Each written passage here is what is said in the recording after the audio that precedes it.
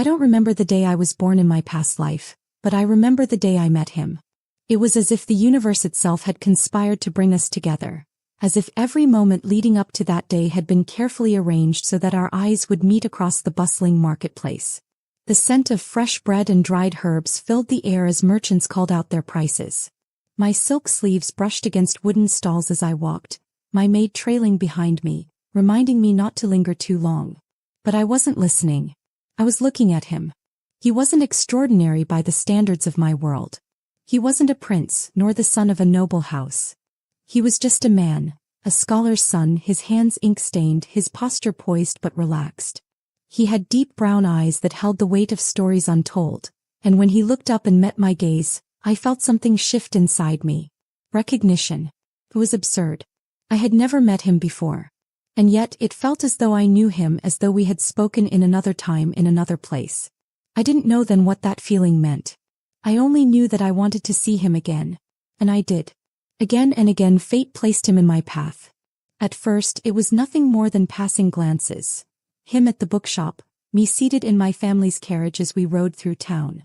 Then small conversations, he would recommend a book and I would pretend I was interested in the words, when in truth all I wanted was to hear his voice. Then letters. Secret messages slipped between pages of books he knew I would read. He would write about the stars, about the way the rain smelled on quiet mornings, about how sometimes he felt as though he had lived another life before this one. And each time his words settled deep in my chest, as though he was speaking a language I had always known but had long forgotten. I had heard of love before.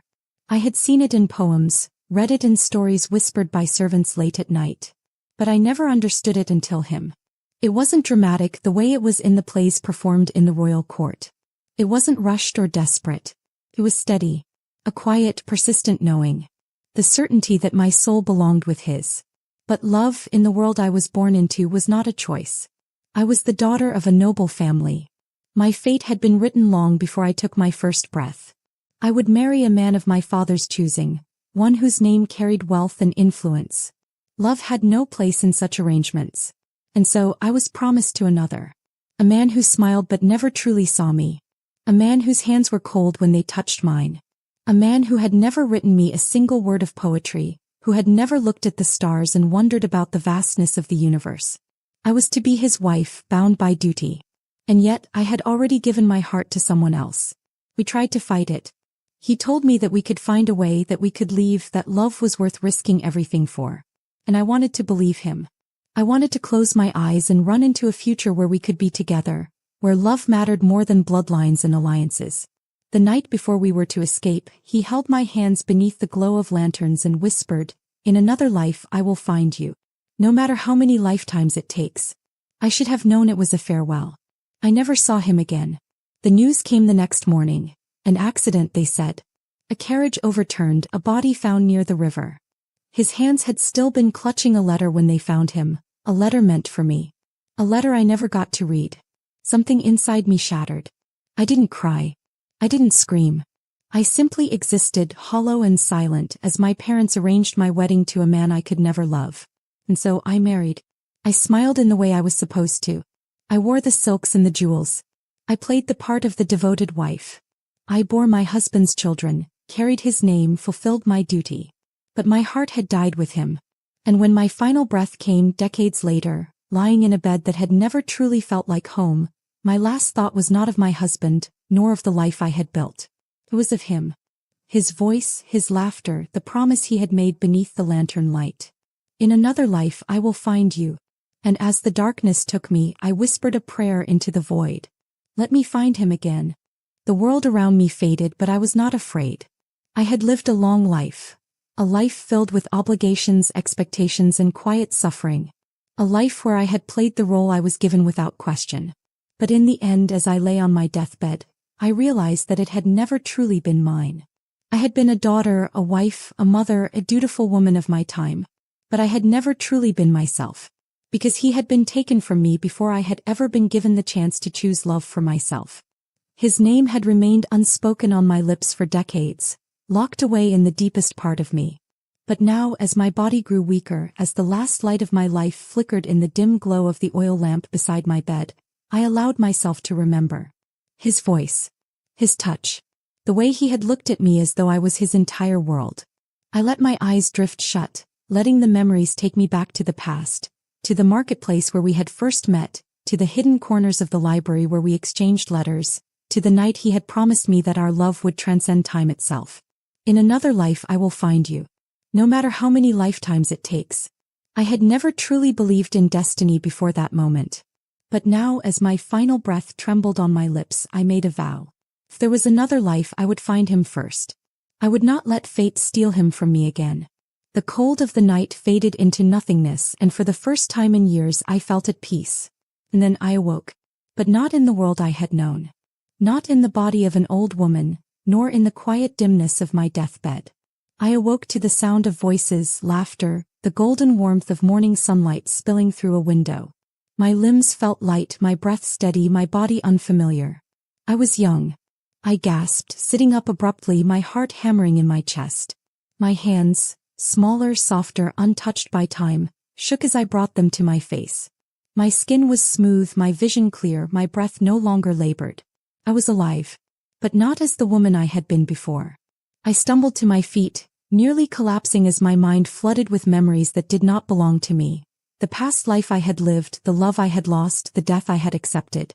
And yet, at the same time, there were new memories. A childhood spent in a different home, a family with different names, a body that was mine but not mine. I had been reborn. And suddenly I knew, this was my chance. Second life. A second chance to find him, to rewrite the story that had been so cruelly stolen from us. My heart pounded as the realization took hold. Somewhere in this world he was waiting for me. Somewhere he had also been reborn. I had to find him. It didn't matter what it took. No arranged marriage, no noble duties, no expectations from a family that would try to dictate my future. I was no longer bound by the rules of my past life. I had been given another chance. And this time I would not lose him again. Waking up in this new life should have been a moment of peace, a fresh start, a gift from the universe. But it was anything but that. The moment I took my first breath, I remembered everything. Not in pieces, not in flashes, but all at once. I remembered being a noblewoman in my past life. I remembered the weight of my family's expectations, the coldness of my arranged marriage, the way I had smiled and played the part of the perfect wife while my soul withered inside me. I remembered him, the love I had lost, the sound of his laughter, the warmth of his hands, the way he had looked at me like I was his entire world. I remembered his promise beneath the lantern-lit sky, the vow he had whispered into the night. In another life I will find you. And now I was here, alive, reborn, given another chance. But where was he? For years I lived with that question haunting me. This life was nothing like my past one. I was born into an ordinary family, free from nobility, free from wealth and obligation. My parents were kind, my home simple but warm. My childhood was filled with laughter and love, things that should have been enough to make me happy. But the memories of my past life never faded. They clung to me like a shadow, whispering in the quiet moments, reminding me that this life was not meant to be lived for myself alone. I was born for a reason. To find him. I spent my early years watching everyone, searching for a sign, for anything that might tell me where he was. At first I thought it would be easy. Surely if I had been reborn, so had he. Surely fate would place us in each other's paths again, just as it had before. But the years passed and I found nothing. No familiar face. No eyes that sparked recognition in my soul. No whispered promise from the past returned to me. I began to wonder if I had made a mistake. What if he wasn't here? What if he had never been reborn? What if I was alone in this? I refused to believe it. I had come back, then so had he. I knew it in my bones, in the deepest part of my soul. He was out there, somewhere. And I was going to find him.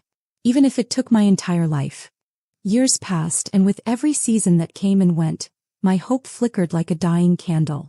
At first I thought fate would lead me to him quickly, that I would simply feel his presence, the same way I had known him the moment I laid eyes on him in my past life. I imagined it happening in a crowded street, our gazes locking in an instant of recognition. I pictured us standing in a marketplace just as we had before, my heart skipping a beat as I whispered his name, only for him to turn and say mine in return. But reality was not so kind. I searched everywhere. I wandered through cities, studied the faces of strangers, hoping for even a flicker of familiarity. I listened to names, waiting for one to sound like an echo from another time. But days turned into months and months into years, and he was nowhere.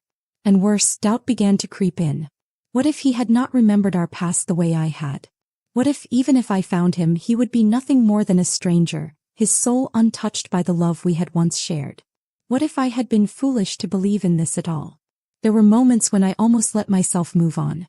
I tried to silence the memories, to embrace this life as though it was a new beginning, not a continuation of the one I had lost. But deep down I knew the truth. I had not been reborn to forget. I had been reborn to find him. And then one evening, when I had almost given up hope, I saw him. It was in the city square during the Festival of Lanterns. The streets were alive with golden light, the night sky flickering with floating wishes, each one carrying a hope, a dream, a silent prayer. I was standing among the crowd, lost in thought, when I felt it. A pull. A sensation so strong that I stopped breathing, my entire body going still. And then I turned. And there he was. My heart stopped. He was standing across the plaza, surrounded by friends, laughing at something someone had said. The lantern glow illuminated his face, casting a warm light over his features. And even though this was a new life, a different time, a different world, it was him. His hair was different now, shorter and slightly tousled. His posture was more confident, his expression brighter, as though this life had been kinder to him than the last. But his eyes, those deep, soulful brown eyes, were exactly the same. And I knew. I had spent years searching, dreaming of this moment, telling myself I would be ready. But standing there, my heart in my throat, I realized I wasn't. What if he didn't recognize me? What if he had moved on, if his soul had forgotten ours had once been intertwined? What if I had been alone in this all along? My breath came fast and shallow as he turned, his gaze sweeping over the festival, and for one agonizing second, I thought he would pass right over me. But then he stopped. His eyes locked onto mine, and something shifted. His smile faltered, his laughter fading into silence. His expression changed, not recognition, not entirely, but confusion. As if he had just seen a glimpse of something he couldn't understand, as if something buried deep within him was stirring for the first time. For a long moment we just stared at each other. I wanted to say his name. I wanted to run to him, to shake him, to tell him everything. But I couldn't. Because this was not the past. And even though my heart was screaming that he was mine, that we had once loved so deeply it had transcended death itself, I knew I had to be careful. He didn't remember. Not yet. But I had found him. And this time I would not lose him again. No matter what it took. Finding him was supposed to be the hardest part. For years, I had searched for him, for a sign, for anything that would confirm that our souls were still bound by the promise we made in our past lives. And then there he was, standing under the lantern-lit sky, his face familiar even in this new body, his presence sending a deep, undeniable pull through me. But fate had other plans. When I saw him that night, I thought, this is it. This is the moment he remembers me. That the second our eyes met, recognition would flood through him, the memories of our past life breaking through the barriers of time. That he would say my name, not the name I had in this life but the one I carried in my past, and that he would know. But he didn't.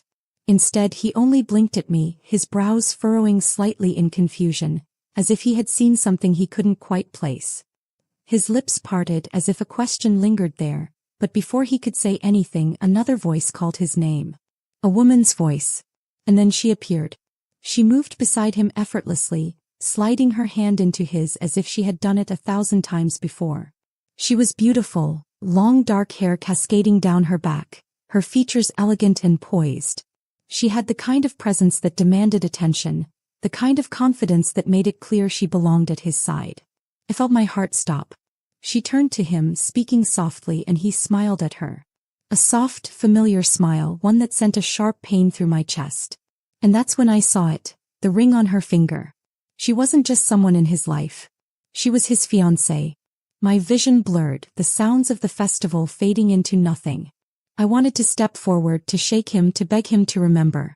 To tell him that this wasn't right, that this wasn't how our story was supposed to go. But what right did I have? In this life I was a stranger to him. And he was engaged to someone else. I forced myself to breathe, to stay still, to not run. Because even though he didn't remember me, I remembered everything. And I knew him. The man standing in front of me. no matter how different his life was now, no matter who he had become, was still him. The way his fingers brushed against his temple when he was thinking. The way his shoulders tensed ever so slightly when someone called his name unexpectedly. The way his voice lowered when he spoke to the woman beside him, as if instinctively protecting her from the noise of the world. I had spent an entire lifetime loving him. I couldn't walk away, so I made a decision. If he did not remember me, then I would stay by his side until he did. I wouldn't force the past on him. I wouldn't tell him who I had been, who we had been. Not yet. But I would not let this life slip away from us. I would stay close. I would make him feel it. The pull, the connection, the part of him that still belonged to me, even if he didn't understand why. I would make him remember. Because no matter what fate had done to twist our story, I refused to let history repeat itself. I had lost him once. I would not lose him again. Walking away was never an option. Not this time. I had lost him once before, felt the agony of knowing that our love had been torn apart by fate, by forces beyond our control. I had been powerless then, bound by the rules of a life I hadn't chosen, trapped in a destiny that had never been mine. But this time I had a choice. And I chose him. Even if he didn't remember me. Even if, in this life, he looked at me with polite curiosity instead of longing. Even if another woman stood at his side, wearing his ring, holding the place that should have been mine. I would not let go. I learned his name in this life. Elias. It wasn't the same as the one he had carried before, but somehow it still felt like him. I began to watch him closely, not in a way that would make him suspicious, but enough to learn who he had become. He was still intelligent, still thoughtful, still carried that quiet strength I had fallen in love with in our past life. But he was different too. This Elias had grown up in a privileged family, raised to inherit a future filled with responsibilities and expectations. He carried himself with confidence, with certainty, with the ease of someone who had never had to fight for his place in the world. He was a businessman, a leader, someone who had everything planned for him. And I was no longer a noblewoman bound by duty. In this life I was no one special, just an ordinary woman living in the same city, working an unremarkable job, blending into the crowd. It should have meant that our worlds wouldn't cross. But I wouldn't let fate keep us apart this time. I found out where he worked, an elegant corporate building in the heart of the city. I told myself it wasn't stalking, it was strategy. The company he worked for was hosting an open seminar and I took my chance. I signed up as a participant, knowing it was my best shot at getting close without raising suspicion. And then on the day of the event it happened. I stood at the back of the hall watching him as he walked onto the stage. He was dressed sharply, his posture exuding authority, but the moment he spoke, I felt the past wrap around me like a ghost. It was him. The way he gestured with his hands when he was passionate about something. The slight crease in his brow when he was deep in thought. The warmth in his voice, even when discussing something as mundane as business strategies. I knew him. My body knew him. My soul knew him. And then, as if the universe had willed it, his eyes found mine in the audience. He faltered just for a second. It was barely noticeable, a fleeting moment of hesitation before he continued speaking, but I saw it. Something inside him recognized me. He didn't know why. He didn't understand it. But he had felt it just as I had. When the seminar ended, I made my move. As the guests mingled, I approached him carefully, deliberately, as though this was just a casual encounter between two strangers. "Your speech was impressive," I said, offering him a small smile. He turned to me, his deep brown eyes meeting mine up close for the first time in this life. There was again that flicker of something. He smiled politely. "Thank you. Have we met before?" My heart skipped. "Not yet," I wanted to say. Instead, I tilted my head, feigning curiosity. "I don't think so." For a moment he just looked at me as if trying to place me in his memories, as if his soul was whispering that he should know me. I had him. Now I just had to keep pulling him in. I started showing up in places he frequented. Not in an obvious way, never too often, never too conveniently. But just enough for him to notice me. Just enough for our paths to cross naturally, for him to start recognizing me outside of that one seminar. A coffee shop near his office. A bookstore he liked. An art gallery where I knew he occasionally attended events. Each time I played it the same way. Casual. Unintentional. And each time I saw it. The way he hesitated when he saw me, the way he would pause for just a fraction of a second before greeting me, as if something about me unsettled him. As if his soul was whispering to him, trying to remind him of something he couldn't quite grasp. And slowly it worked. He started approaching me. First it was small. "Oh, we meet again. Funny running into you here. You seem to have good taste in coffee shops." And then one day something changed. We were at a quiet bookstore, standing in the same aisle, both reaching for the same book at the same time. Our fingers brushed. A simple touch. A spark shot through me, a jolt of something so familiar that I had to grip the shelf to steady myself. And then, him. His breath hitched. His fingers lingered against mine for just a second too long. His eyes darkened, his expression shifting into something unreadable. "I don't know why," he murmured almost to himself, "but I feel like I've met you before."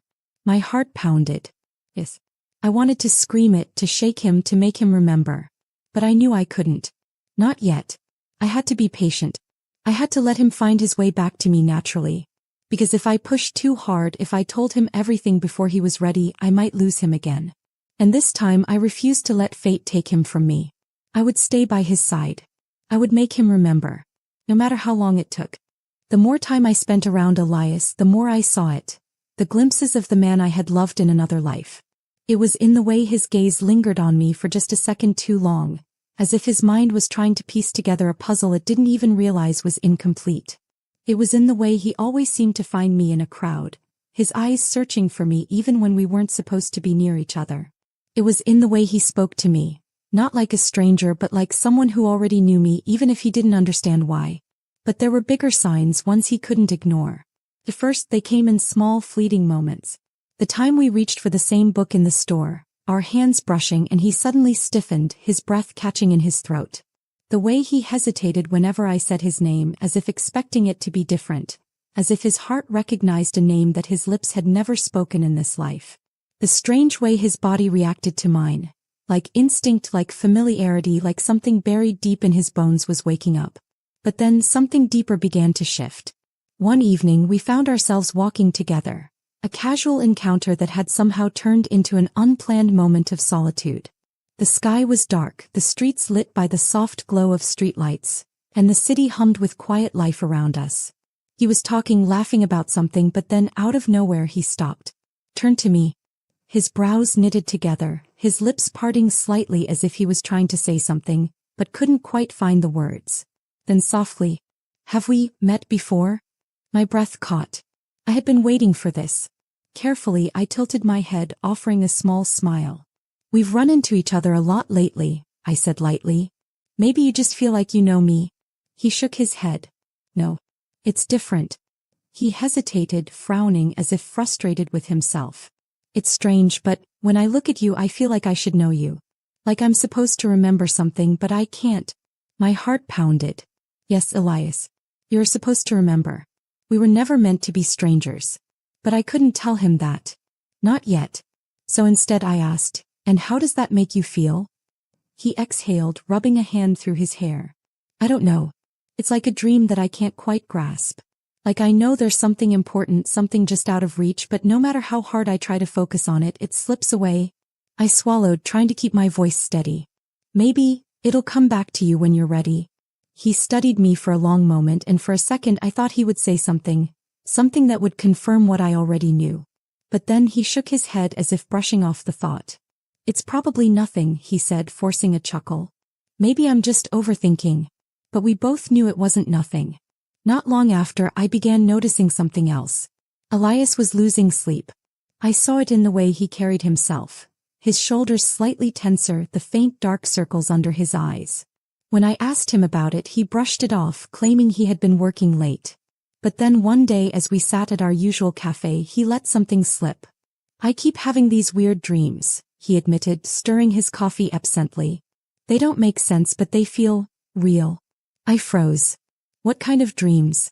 He sighed, shaking his head. "It's hard to explain.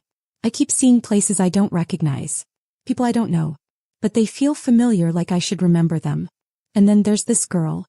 My fingers curled tightly around my cup. I held my breath. "A girl?" He nodded slowly. "I don't know her face, but she's always there. I can hear her voice, but the moment I wake up I can never remember what she was saying. It's like she's trying to tell me something important, but I just..." He exhaled in frustration, rubbing his temple. I don't know why I'm even telling you this. Because it's me, Elias. It's me in your dreams. But all I said was, maybe you should listen to her. His eyes met mine then, searching as if trying to figure something out. For the briefest moment I saw something flicker in his expression. Something like recognition. Then just as quickly it was gone. The more time we spent together, the more undeniable it became. Even when we weren't speaking, we would find ourselves drawn to each other. His body angled toward mine when we sat together, his gaze seeking me out across rooms, his presence gravitating toward me even when neither of us intended it. It was magnetic. Unspoken. Like an invisible thread tying us together, pulling tighter with every encounter. And the moments of déjà vu, the instances where his fingers brushed against mine and he tensed as if shocked, the way he sometimes said something and then looked confused as if wondering why the words felt so familiar, became more frequent. But no matter how much he felt it, no matter how much I knew his soul recognized mine, his mind still didn't understand. And then, just when I thought I was making progress, she appeared. She had always been there, lingering in the background, the woman fate had placed in his life in this world. But I had convinced myself that it didn't matter, that the bond we shared was stronger than the artificial ties that held them together. But now she was paying attention. She saw what I had seen. The way he was drawn to me, the way his body reacted when I was near, the way his soul was waking up little by little. And she did not like it. Her voice was sharp when she spoke to me, her words coated with forced politeness. You seem to be spending a lot of time around Elias. I met her gaze, steady and unwavering. We've become friends. She smiled, but there was no warmth in it. Yes. Friends. A warning. I should have been scared. I should have backed away. But I had already lost him once before. And I refused to lose him again. I didn't care what she did. I didn't care what fate tried to throw at us. Because Elias was mine. And I would make him remember no matter what it took. He knew. From the moment she first saw the way Elias looked at me, the flickers of recognition he didn't understand, the way his body instinctively leaned toward mine, the pauses in his breath when our fingers brushed, she knew. She didn't have the memories of a past life. She didn't hear the whispers of destiny weaving between us. But she wasn't blind. She saw the pull between Elias and me, the invisible thread that neither of us could sever, the way his soul reached for mine even though he had no words for it. And she hated it. Because she was supposed to be the one he loved in this life. She was the one wearing his ring, the one his family had chosen, the one who had stood beside him long before I entered the picture. But I was undoing all of that. Without trying, without meaning to, I was unraveling the reality she had built with him. And she was not going to let that happen. It started small. Subtle glances from across the room. Polite smiles that didn't reach her eyes. The careful way she positioned herself between Elias and me whenever we were in the same space. At first I thought I was imagining it. But then one afternoon she cornered me. I had been sitting alone at the cafe Elias and I often visited, my fingers tracing the rim of my coffee cup, lost in thought. The sound of heels clicking against the floor pulled me back to the present. And then she was there, sliding into the seat across from me, uninvited. I looked up, meeting her gaze. Her expression was calm, unreadable, but there was something sharp in her eyes. Something deliberate. Do you know what I hate the most? She asked smoothly, stirring the tea in front of her as if we were simply two friends chatting over drinks. I didn't respond. I only watched her, waiting. She smiled, but there was no warmth in it. I hate women who don't understand boundaries. I inhaled slowly, keeping my expression neutral. Is there something you'd like to say to me? Her lips curled upward, amusement flashing across her face. You're very clever, aren't you? I can see why he likes you. She tilted her head. But you and I both know that Elias is already taken. I tightened my grip on my cup. This was a warning. She wanted me to back off, to disappear from his life, to leave him in her hands. But she didn't understand. This wasn't just a fleeting attraction. This wasn't something I could walk away from. We were bound together, across time, across lifetimes. I met her gaze, my voice calm. I think Elias is capable of deciding who he wants in his life. Her smile didn't falter, but her grip on her spoon tightened ever so slightly. Then she leaned in, her voice dropping to a whisper. You have no idea what I'm willing to do to keep him. And with that she stood, smoothing out her dress as if she hadn't just issued a threat, then walked away, leaving me sitting there, my heart pounding. After that day things started changing. It was subtle at first. Elias began hesitating before replying to my messages. He still sought me out, still looked at me with that quiet longing he couldn't understand, but there was doubt in his eyes now, hesitation that hadn't been there before. And I knew where it was coming from. She was whispering in his ear, feeding him lies. I don't think she's who she pretends to be. Don't you think it's strange how she suddenly appeared in your life? She's manipulating you. She just wants something from you. I could see it, the battle inside him. His heart pulled him toward me, but his mind was filled with questions. And then she did something I hadn't expected. She made him choose. One evening Elias called me. His voice was quiet, almost tired. Can we meet? I knew something was wrong before I even arrived. We met at a small park, one that overlooked the city skyline, the kind of place that felt untouched by time. He was already there when I arrived, standing near the railing, staring out into the distance. When he turned to look at me, I felt my heart sink. Because for the first time since I had found him, I saw walls in his eyes. What's wrong? I asked carefully. He hesitated, running a hand through his hair. I don't know what to think anymore. A sharp pain stabbed through my chest. I stepped closer. Elias, talked to me. He exhaled. She told me something. Something I can't get out of my head. Of course she had. I already knew what it was before he even said it. She said I need to make a choice. His voice was almost pained. Between you and her. I sucked in a breath. This was it. She had backed him into a corner, forced him to choose between the life he thought he had built and the truth that was waking inside him. And even though I knew that his soul belonged to mine, fear gripped me. Because what if this life wasn't enough? What if the doubts she planted were stronger than the pull of our love? What if I had found him only to lose him again? I swallowed hard. And what do you want? His jaw tightened. That's just it, I don't know. Liar. He did know. I saw it in the way his hands trembled slightly at his sides, in the way he was looking at me as if he was afraid of his own feelings. He felt it. He had always felt it. But he was scared. And I understood why. Because choosing me would mean walking into something unknown. It would mean believing in something he didn't yet understand, trusting emotions that had no logical explanation. And choosing her? It would be safe. Predictable. The life he had always expected to have. I took a slow, steady breath. I'm not going to beg you, Elias. My voice was soft but firm. I'm not going to tell you what to do. But I will say this. Whatever you're feeling, whatever questions you have, don't ignore them. He looked at me, something raw in his gaze. You know me, I whispered. Even if you don't remember why. For a long moment, neither of us spoke. Then finally he closed his eyes and exhaled. I need time, he murmured. I nodded. Because for now time was all I could give him. But I would wait. Because I had already waited a lifetime for him. And I wasn't about to stop now. I had spent this lifetime searching for Elias and I had finally found him. I had watched as his soul recognized mine in ways he couldn't understand, felt the way he was drawn to me, and I had seen the war inside him. The battle between the life he had been given and the love that fate had written into his soul. But fate had never been kind to us. And just as it seemed that I was breaking through, just when I thought that this time would be different, everything fell apart again. Days passed after his confession.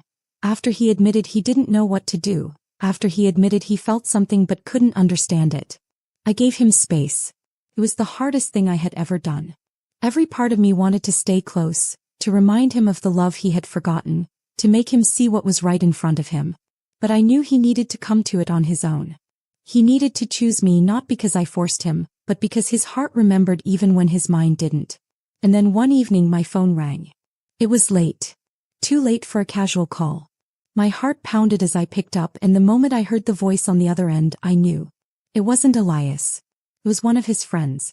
And they were saying something I couldn't process, something that made my hands go numb and my breath hitch in my throat. An accident. A car accident. A collision on the highway. A wreck. No one knew exactly what happened, but Elias was in the hospital, unconscious. For a moment I forgot how to breathe. Because this was exactly how I had lost him before. I didn't remember how I got there. One moment I was frozen in place, gripping my phone so tightly my fingers ached. The next I was running through the cold hallways of the hospital, my heartbeat pounding in my ears. I saw his fiancée first. She was sitting in the waiting area, her hands shaking, her face pale. The moment she saw me, something flickered across her expression. Shock, anger, maybe even fear.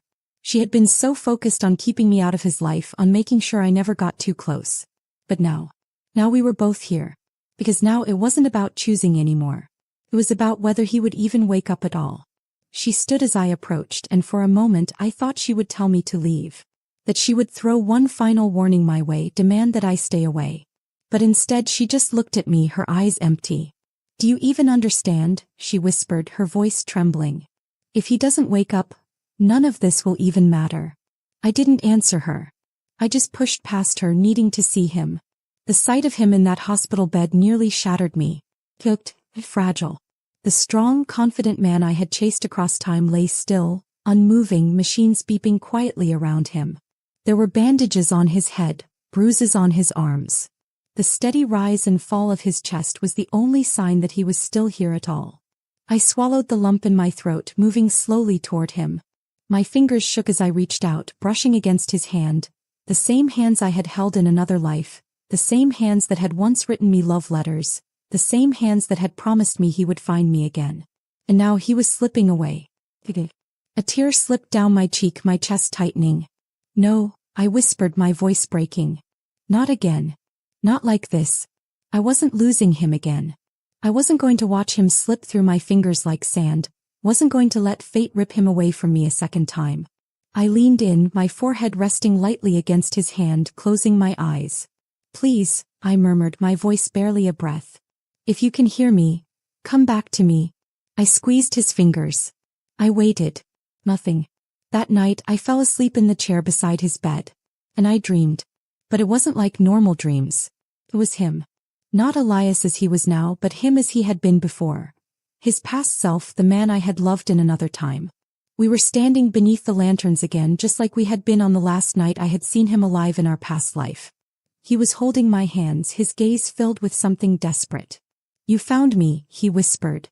I swallowed hard. "Yes." His fingers tightened around mine. "I knew you would."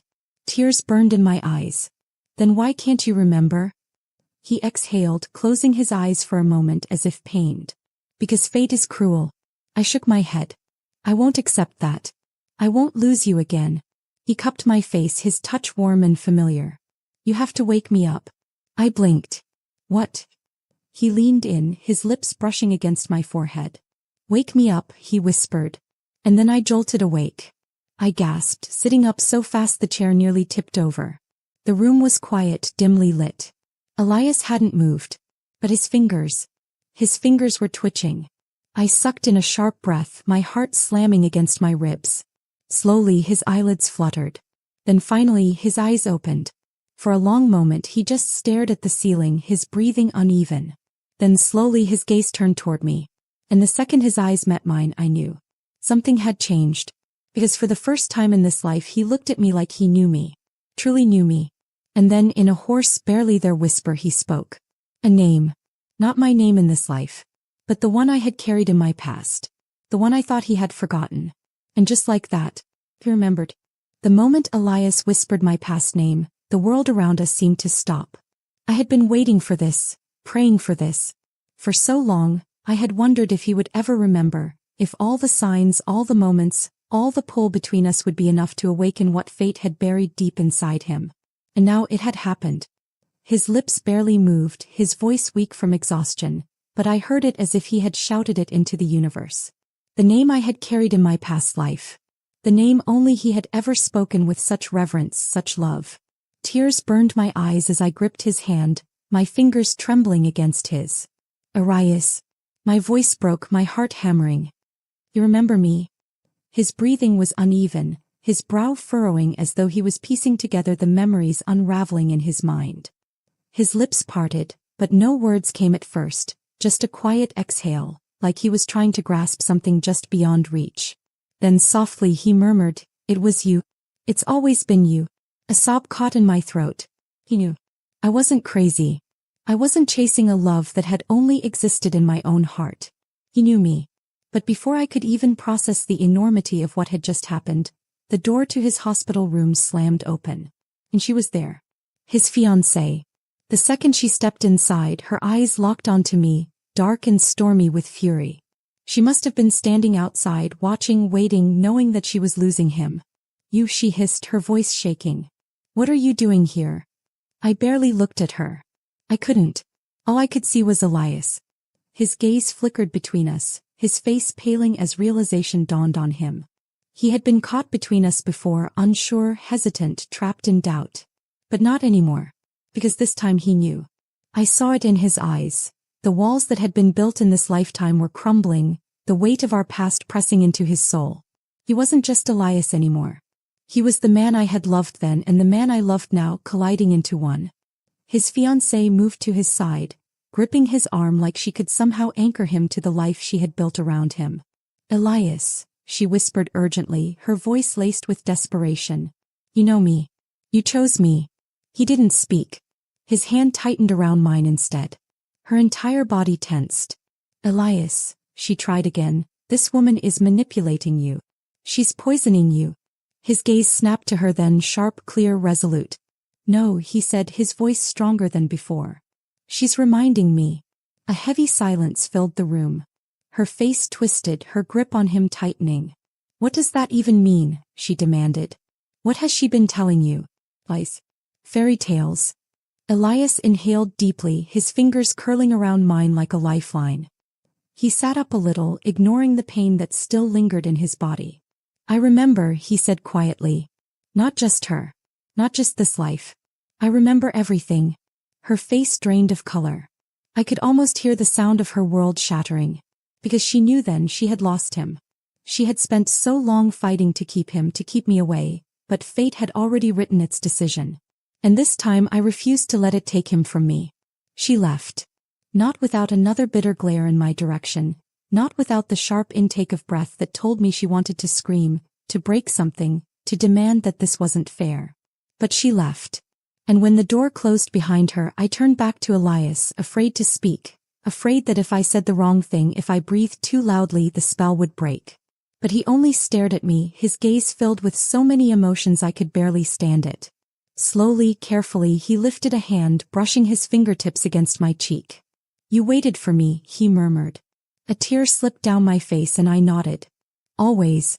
A slow, almost disbelieving smile curved his lips. "I can't believe I forgot you." I let out a shaky laugh, pressing my forehead against his.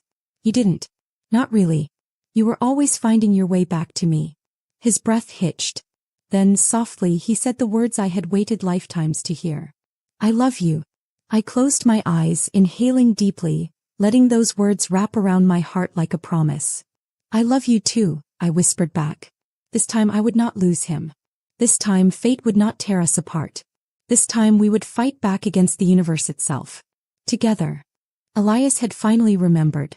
For so long, I had carried the weight of our past alone, the burden of knowing that we were meant to be together while he remained trapped in a life that had been written for him.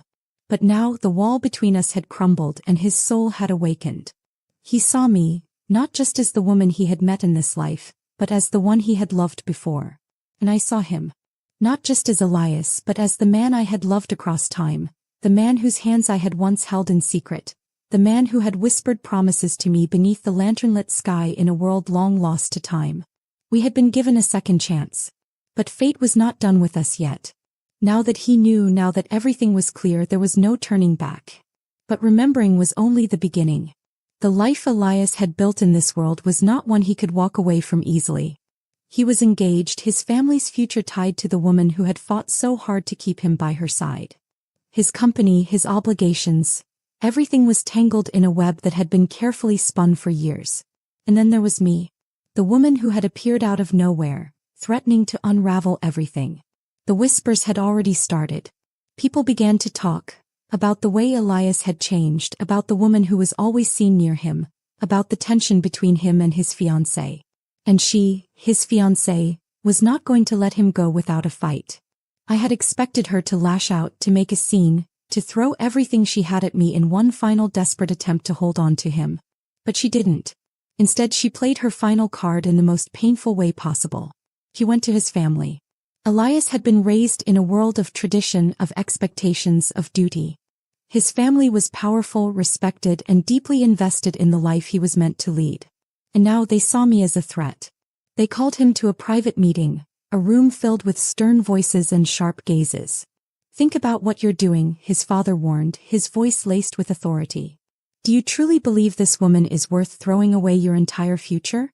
Elias stood tall, unwavering. "Yes," he said simply. His mother's expression was one of deep disappointment. "Elias, this isn't love. This is a fantasy. A passing obsession." His fiancée was there too, silent, watching with cold satisfaction as his own family tried to tear him away from me. "You're making a mistake," his father pressed. "She is nothing compared to what you have." Elias clenched his fists, his jaw tightening. "She is everything." A heavy silence fell over the room. His father exhaled sharply. "Then you leave us no choice." And just like that, Elias lost everything. The news spread quickly. Elias had walked away from the empire his family had built, from the wealth, the connections, the power that had always been his for the taking. They cut him off completely. Everything he had once known, the security, the stability, the privilege, was gone. And yet, when he looked at me, there was no regret in his eyes. He had made his choice. Not out of recklessness, not out of blind impulse, but because he had finally remembered what truly mattered. "You were worth it then," he murmured one night as we sat together beneath the stars. "And you're worth it now." Tears pricked my eyes as I reached for his hand. "I would have waited for you forever." He smiled, pressing a kiss to my fingers. "You don't have to anymore. Because this time fate had no power over us. We had rewritten our story. And we had won." Elias and I had defied fate. In our past life, we had been torn apart by forces beyond our control. By duty, by circumstance, by tragedy. We had been bound by the rules of a world that never gave us the chance to choose love over obligation. But in this life we had fought back. We had faced every obstacle, every attempt to keep us apart. We had stood against expectations, against the weight of the past, against the lingering shadow of a destiny that had once failed us. And this time we won. Elias had lost everything. His family had cut him off. His fiancée had walked away, leaving behind nothing but bitter words and broken ties. The world he had known had crumbled beneath his feet the moment he chose me. But for the first time he was free. And so was I. We left the city behind, leaving behind the echoes of our past, the whispered rumors, the tangled history that had tried to keep us apart. We built a new life, far from the expectations that had once trapped us. A life that belonged to us and no one else. And every day I saw it in Elias. The way he breathed easier, the way he laughed more, the way his hands found mine without hesitation. He had been given a second chance just like I had. And this time he chose love.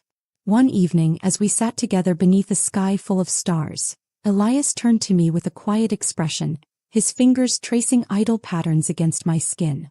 "I keep remembering more," he murmured. I looked at him, my heart swelling. "Tell me." He hesitated for a moment as if unsure how to put it into words. Then softly, "I remember the first time I saw you.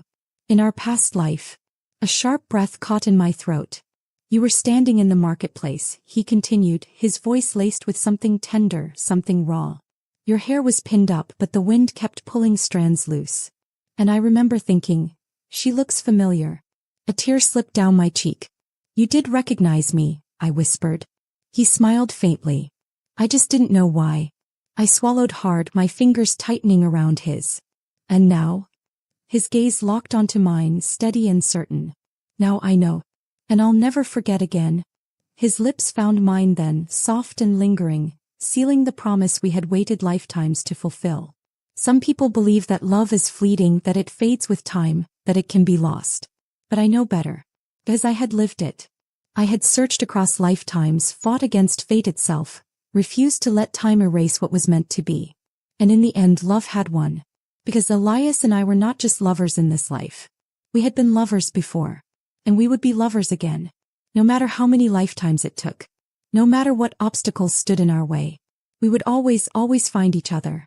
Because some love stories aren't meant to end. They are meant to last forever.